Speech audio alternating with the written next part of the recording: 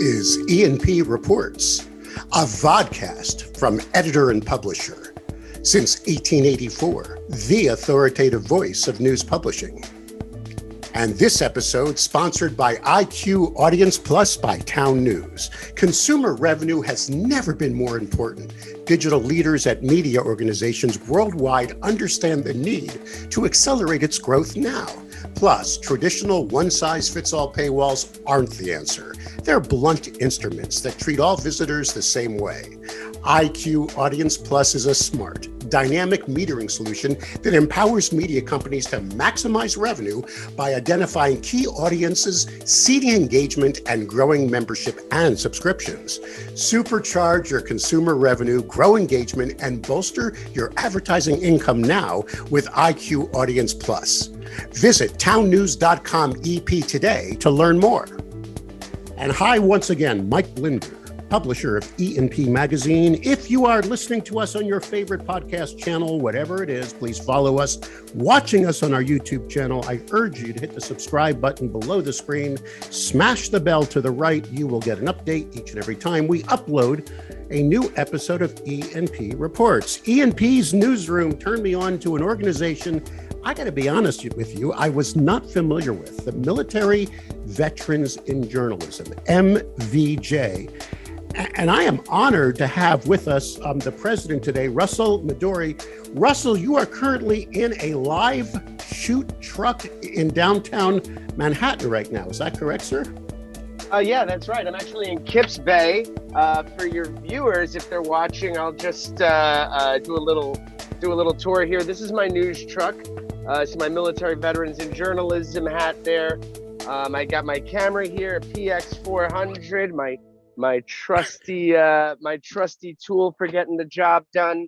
We edit everything here. It's like a little mini newsroom that we have right here, and we edit all our projects right in the back of this mobile news truck. Old school. We've got the old microwave dishes that we connect and everything, and it's just a lot of fun. I love working in this field and chasing around stories around the city. You know. Well, let's see. You're basically working freelance for WPIX in New York. Was that your assignment overnight, or were you doing something for someone else? That's right. I've been working at WPIX overnight, and occasionally sneaking in a little bit of MVJ work in there as well. Okay. But I work. I often work the overnight shift because I think it's just a great way to start your day. Or end your day. It depends which news cycle you're in. Also with us, and it's an honor to have you coming to us from Ohio right now. I'd like to warmly welcome Lori King. Lori, you're an instructor at the University of Toledo, Kent State University. You've got ink in your veins. You've worked at numerous newspaper properties over the years. And you are obviously a member of MVJ, but you're the host of their podcast series. And I love the name of it, Sword and Pen. Is that correct? That is correct. I actually inherited from two previous hosts. And that is like a growing series right now. You just recently took it over, and now you're in charge of that. And you said you do another podcast. Is that correct as well? Yeah, I just started another podcast for the Ohio News Photographers Association, it's called the Buckeye Visualist. I love the name. And I actually came up with that. It took me like 2 months to come up with the name for it, and then it hit me one day because we're Buckeyes and we're visualists. So, and here we are in this boring program called E&P Reports, where you've got this Sword and Pen and this Buckeye Visualist. Let's start with Russell here. Russell, obviously, you served, and by the way, I have to say to both of you, thank you, and I mean this from the heart, thank you for your service. But you started as a journalist as well. You served in the military, and then when you came out, you decided there was a need for an organization that the Military Veterans in Journalism, and you launched it with your buddy Zack Baddorf. Is that correct? Can you give me some of the history? That is correct. I would say we didn't necessarily know how great the need was when we started this organization almost 3 years ago that we've been officially operating. What we did know is that it was very hard to break into journalism, and it still is. And that's true coming from any background, really. But we recognized that a lot of soldiers and airmen, Marines, and sailors were transitioning out of the military, and those who were seeking to work in journalism would often kind of find me or Zack, because we had both done so much in the journalism space, and they would, reach out for advice. And so really it wasn't that we created this because we saw a need for it. We kind of created it because it was the one thing we knew how to do, transitioning out of the military and into a career in journalism. And as we grew bigger and as we continued our operations over the last 3 years, we found that there was an enormous need for this. And also, we've come to advocate for veterans working in journalism, not so much for the veterans, which is how we kind of started this, but for journalism itself. The public still has such a high level of trust in the military, and especially in veterans. And we find that since there's diminishing trust happening across all mediums right now in news journalism, that maybe veterans are one answer to the question of how to get news consumers to trust the media that they read more. You were working as a journalist. See, this is fascinating because, I'll do a deep dive before I do an interview and start to investigate all this when all the links that were sent to me. You were part of the Marine Forces Europe, and you are actually working as a videographer and a journalist for the military. I had no idea it was so extensive. How many people, is this a big deal? Does the military employ and maintain an entire department of journalism or news? I mean, how does this all work? Give us a little background on this. Journalism is a little bit of a loose term to describe it. The military teaches a number of people. I think in the Marine Corps, where I served, it's about 400 more or less is the typical manpower staffing. So there are a few select people who have this military occupational specialty of journalism. It is not quite journalism. It's still a public relations kind of field, but they do teach you all the technical skills that you need to be a journalist. And so that did make my transition a lot cushier, I suppose. But yes, if you saw that, if you're talking about the video that I think you are, the one where I got maced in the face, that was at Marine Forces Europe and Africa. And that was a really fun way to tell the story kind of immersively. And that aired on Armed Forces Network, is another, it's an outlet that the military has to broadcast, news reports of special interest to service members. But sorry, I don't know if my camera just turned off there. Okay, go ahead. We still hear you. Okay, great. Okay.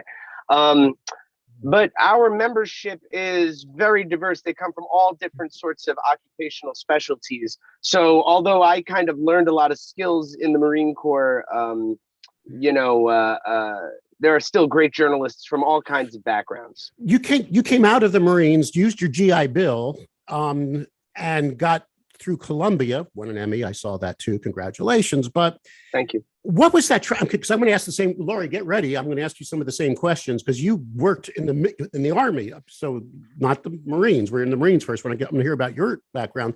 What was that like when you came out of the military? Because you got to, now you're funded by the military to do journalism. I was about to say it has to be more like PR, right? You're not going to do a story against the Marines, I assume, when you're being ordered to do the story. What was it like to get into that world of independent journalism, unfettered press?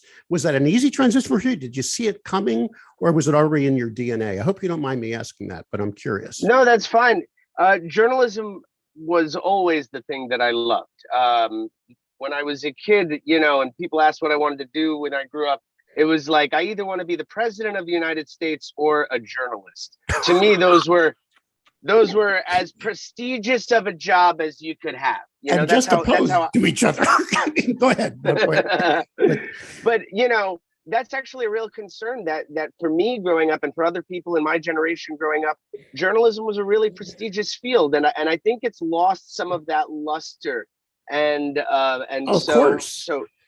And the problem with that is then a lot of people don't necessarily want to get into the job, and then you have a smaller talent pool to pull from, so we are definitely working to reverse that course. I would say for me as a journalist, I always wanted to be a journalist, and I got into the military hoping to get good access to stories, which it definitely gives you. Although the pitching process can be a little bit stringent, and it's not always easy to get the story that you want approved. That said, I will say that in, at least in my experience, the Department of Defense is pretty open about a lot of things, and they do want to get truthful information and get in front of stories. So it wasn't that big of a transition for you going to Columbia. It wasn't like this. Oh, it was an enormous transition. It was an enormous transition. It was. So it was. Okay. It was. Well, first of all, I was already working in newspapers when I was in the military. I would, I started working for Bluffton Today and getting about 75. I've been there. I have been there. They were a customer of mine years ago as a consultant. But go ahead. I'm sorry. Oh, yeah. Well, great area, great town, and that was where I got my start there as far as doing actual real journalism. And that was also where I really became a photographer. I always loved writing, and I love that method of storytelling. But now I do almost exclusively photojournalism, and that all started when I was at Bluffton Today, and I realized that I had a better chance of getting on the front page in a local newspaper if I had a really good picture to go along with my story. So it caused me to get really seasoned and really practiced at photography. And I thought going into Columbia University that I was going to be a real ringer, that I already had all this experience. But I definitely would say my cohort, the talented students around me, disabused me of that notion quickly, and I found that they were very quick at catching up. And the next thing I knew, I was getting outshot on a story by somebody who only had 2 weeks of practice with a camera. So I will say Columbia is a great experience. Grad school is a unique sort of thing, and for a lot of journalists, it's a great way to get into the career field. Were you there in Bluffton when it was that experimental think tank for the Morris Group and the whole Morris team, or was it post that? I'm just curious, before it went into Gatehouse. No, I was there in I guess it was around 2010, 2009 and 10. Yeah. All right. It was still a daily paper when I was there, and then I think they became a weekly. But I don't know about. I'm not sure if you're talking about any. Is that a scandal or? No. Boris, it was one of my biggest clients, and I don't want to bore you, but it's my program and I can do whatever the heck I want. One of my first clients was Morris Newspapers. Had them for about a decade. This was a new operation that they launched, and it was a fascinating thing that to build this entire property. And they did it as a newspaper, but also with a digital flair. And that was a big deal in 2005. But I was just curious. Now I'm gonna swing this over to Laura. I mean, okay, because I'm going to ask you the same thing before we get into. We're definitely going to talk about your organization, Russell. Don't get mad at me. We're not done yet. We'll get into MVJ and what you offer and what you're all about. But okay, so Laurie, you have ink in your blood. You go into the Army and you are a reporter in the Army, correct? Same questions. How big of a deal is it to be a journalist in the military? How much direction were you under? Did you learn unfettered press there? What was it like when you came out? Give me the quick overview of your life, if you don't mind. Well, how we get into our professions, way different kind of paths. Okay. So I was a senior in high school and I got cold called from a recruiter at home. And he's like, you ever thought about going to the Army? And I'm like, heck no, no one's going to tell me what to do, And then I said, do you have sports? And they said, yeah, we have sports. I said, all right, I'll consider it. Because I was a big softball player. All right. So he talked me into going to Cleveland. I took the ASVAB test and somehow I scored a certain score where they're like, okay, you could be a journalist. And I went, they have journalists in the Army? I was shocked. I didn't know. I just flunked English. So I'm like, okay, sign me up. It's my ticket to having a career, because my dad was a truck driver. My mom was a waitress. I had 3 younger brothers. I came from a broken family, divorced parents. We were running wild, and it was my only chance of having something. So I joined the Army and I went through the Defense Information School. And that is the DoD school for journalists for all of the services. So my classmates were Air Force and Marines and Coast Guard. And it was amazing. I had no idea there was like a common school. This is fascinating. At that point, it was at Fort Ben Harrison, Indiana. It was right outside of Indianapolis. Now it's at Fort Meade, Maryland. Okay. So I barely got out, but they knew I had heart. So I had a lot of mentors who helped me through because I didn't know how to study. So I ended up being active duty as a reporter in 4 different newspapers because every military post and base has a newspaper. Definitely. And so I did 2 tours in Germany. What were you saying, Russell? A lot of posts have gotten rid of their base newspapers now. No. Yeah. There's the operative word. I actually know that for a fact that some papers that I consulted years ago would publish the newspaper and sell advertising as well for the base paper. Because there was some of that going on as JOAs. But go ahead, Lori. So you worked at these various posts as a journalist. So I did 8 years active Army. I ended up being a journalist and editor simultaneously of the year for all of Europe. My last year active all Army. Of Europe. That's amazing. Yep, all of Europe. And then I got out. What years were those? I'm curious because I got out in 87, but wow. During that year was 86 when I won those awards. That was a very active time in Europe that you're now a journalist. It was during the Berlin bombing. Exactly. Yeah. So we would be driving around and have to check our cars before going into base. Make sure there weren't bombs attached to them. It was pretty heated. Got out, joined the Army Guard, and went to Kent State University. And like Russell, it wasn't the GI Bill, it was called the Veterans Education Assistance Program. So that pretty much put me through school. But where my career took a turn from reporter to photojournalist was right before I got out. I went to this 2-month advanced course at DINFOS. And if you were a reporter, you would take a photographer's track. If you're a photographer, you take a reporter's track. So since I was a reporter, I took the photographer's track and I was designated J8, a photojournalist. So when I went to Kent State University for my degree, they said, "What's your degree?" And I'm like, I guess I'm a photojournalist because I can write and take pictures. And they put me through the photojournalism track, and that's what I became. Ended up working I was a Associated Press photographer for 4 years as a stringer. And then I ended up at the Toledo Blade for 26 years, and I just retired in August. That's amazing. So I did 8 years active Army, 10 years Army Guard, and my last 3 was the Air National Guard at the 180th Fighter Wing, which is right down the street from me, 3 miles down the street. I hear the F-16 jets all the time. So I retired early from the Blade just in August, and now so I can adjunct more. So I'm giving back to the next generation of storytellers. And you're teaching the next generation, and you're also now supporting the organization. But before we get into the organization itself, I've got to ask this question that everybody's thinking right now. Did you play softball through any of that or not? I did, yes. In fact, I when I was with the 1st Armored Division, I played on the 1st Armored Division softball team, and then I was recruited to play for all our Europe for the Army. Our team went to Berlin, and we took 2nd place, but still congratulations. I have a feeling you're third base. Was I right or wrong? I was shortstop. Okay. I knew you were very close. Wow. Just a few feet off. I was just a few feet off, like a shortstop. All right, so let's circle back to Russell. I just want to get this background. Now, Russell, with all this, and there was a reason why I asked this, not also because of my curiosity. In your opinion, if someone comes through the military and gets trained through the process to be a journalist, whether it's photojournalism or whatever, how valuable are they to the world's, I guess, news publishing ecosystem today, in your opinion, Russell?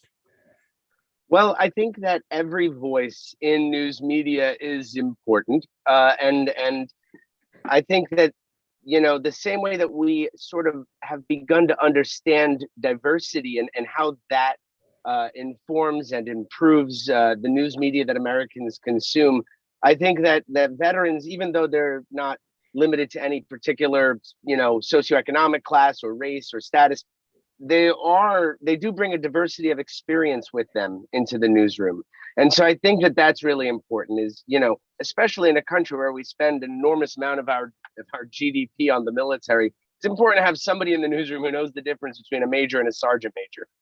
Bottom line, it's important, and to know who you're talking to when you get on the phone with a military base and things like that. Those are important skills, and also kind of a healthy skepticism about government, I think is important for a reporter. But, to answer your question, I think that veterans are especially well geared toward journalism. I think that right now, after Afghanistan, journalists really proved themselves on contextualizing, 20 years of conflict into that confusing 2-week period of immediate withdrawal. And I think that the reporting that we saw from people like Ben Kessling at the Wall Street Journal and J.P. Lawrence at Stars and Stripes really reflect that. So I think the work speaks for itself. I think that veterans are doing excellent work in news media and doing a great job at engaging with their audiences and causing a real impact.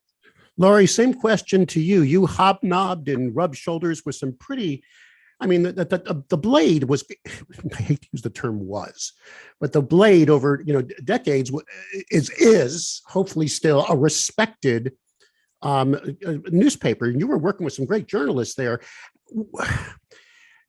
Your military background, would you have wanted to come up any other way? What did that offer you as you were going through that journalistic journey at the Blade? Well, because of the military, I was able to land my first job as a part-time photographer at the Warren Tribune in Warren, Ohio. Oh, sure. And I applied for a part-time position, which ended up being my internship. And because I was a reporter just learning photography, he looked at my portfolio and went, it's a little weak. You still don't understand depth of field. However, you were in the military. So he figured my military experience would overcome my inexperience in photojournalism. And considering I was a reporter, not a photographer, he figured I'd be more dependable and responsible and a little bit more driven. And I think that's some of the attributes that we bring with us out of the military are those attributes.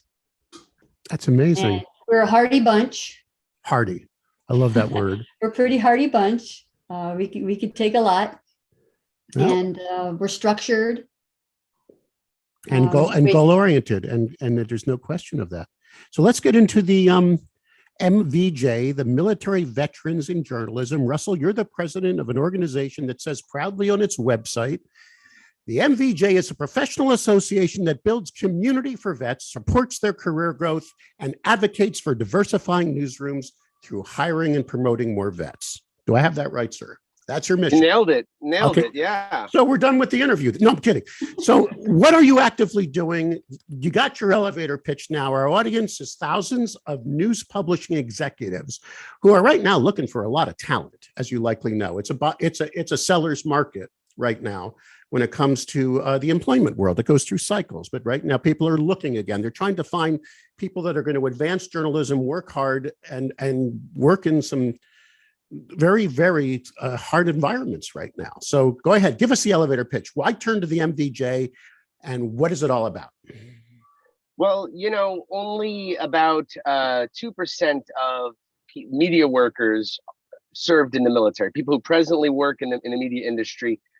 We have data that shows only about 2% of them served in the military. And even though about 7% of the overall population are veterans. So just from a diversity perspective, if you want to include a number of voices in your reporting, if you want to do a better job of serving your audience, you need to incorporate diverse communities, and among them are military veterans. Veterans are also pretty capable in austere conditions. Although I'm careful to mention, you shouldn't abuse our members. But I would say that veterans, like Laurie said, are very hardy, and they're very focused on mission accomplishment, which is really important in my experience, at least in broadcast journalism. The other thing is that our community itself is really strong, not even just because they're veterans, but these are people who are really committed to journalism, who engage in our events, who I talk to all the time, who have mentors in our program. They also have excellent access to education. So there's a really high percentage of our community who has at least some college. And, it's really important that so it's really important that we find ways to improve diversity, to incorporate more veterans, and also your audience will trust you more. I know when I'm doing a story where we have reluctant audiences who don't want to talk to the media as it's characterized in some circles. I tell them I'm a Marine first before I tell them I want to get an interview with them on Channel 11. I let them know I'm a Marine. I let them know about my background. I let them know who I am, and I find a lot of times that makes them more willing to engage with me, more trusting. And trust, of course, is the bottom line in journalism. If you can't get sources to trust you, you have nothing at all. So, I was going to say, Laurie, how did you find the MVJ, or did they find you? I mean, how did you even find this organization? What's the story? I found it through Twitter. Really? Twitter is that's my go-to social media site, just because things are retweeted, shared, and when I first saw it about a year ago, I couldn't believe it that there was an organization for people like me. Even though I was in the military, I was a journalist in the military, then I got out and continue to be one. But the organization also is really strong for people who had no tie to journalism, but always wanted to be one. So they get out and they don't know where to start. So our organization gives them that start. And there's so many programs. There's mentorship programs. Russell can probably talk about more of the programs than I can. But yeah, so I immediately joined. And then when the podcast opportunity came up, I applied for it, and I got really, I'm fortunate that they chose me, because it's something I really love doing. And we're so happy to have you, Laurie. We love your podcasts, and we love having you in our community. Thank you. All right. So did I just hear from Laurie, Russell, that I can join the MVJ if I'm a veteran, but I don't have a journalism background from the military, and you'll help train me up and mentor me and help me find this new, and what I would say is an amazingly important career in our society, and a very rewarding career if you wish to have that kind of voice. So you do more than, I was just thinking, you do more than just become an association of those that came through the military in journalism. You're helping people with a military background find this career, sir? Is that it? Oh, for sure. Yeah. Laurie and I were both very privileged to serve in a journalism adjacent field in the military, but we support veterans and veterans' families. By the way, you're eligible to be a member if you're a military spouse, so definitely I would say that joining MVJ should be your first step into figuring out your journalism journey if you're a veteran, because one, we're kind of like a mini university. We teach about 3 webinars a month where we are really giving cutting edge information to our members. We consider it part of our responsibility to educate them on what it is to be a member of the Fourth Estate, and we do that through our mentorship program. We do that through all the different training resources that we have. And absolutely, I would say MVJ is a great place to start if you're a veteran and you have an interest in journalism, even if you're not sure, And we provide experiences to veterans so that they can further their careers, whether or not they are members of our community. So we make our resources freely available to veterans who, maybe you just want to dip your toe in and see maybe journalism's for you. Well, we've got a mentor for you, or we've got a social media group it's an exclusive private group where you can get job listings, or we've got monthly training in different webinars and seminars or conventions where you can come and go to a career fair. So we have all of these different resources that we make available to veterans of every stripe, and spouses, and maybe even children of veterans. We're thinking about that. But we try and have a big tent community, try and bring a lot of people who have a stake in the military and in veterans, in veteran affairs and such, to be journalists of all kinds, to be investigative journalists, and to be entertainment reporters, and all kinds of things that have nothing to do with the military sometimes. The last podcast that I did was on a journalist. She's in the National Guard now, the Air National Guard, but Lucretia Cunningham, and she was a medic for 10 years in the active Air Force. She got out, joined the Guard as public affairs. And through MVJ, she ended up landed 2 part-time jobs. If anyone wants more information about the military veterans in journalism, your website is mvj.network. Am I correct, sir?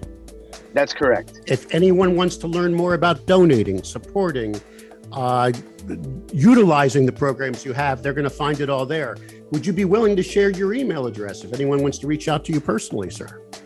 Absolutely. It's russell@mvj.network. 2 S's and 2 L's. There are 2 L's and 2 S's. Okay, Laurie, if anyone wants to learn more about your podcast, which sounds very exciting, Sword and Pen, I assume you're on all the different podcast channels now, or they can find it off the website mvj.network? You can go to mvj.network, and there's an About menu, and if you scroll down, we're at the bottom of that, Sword and Pen.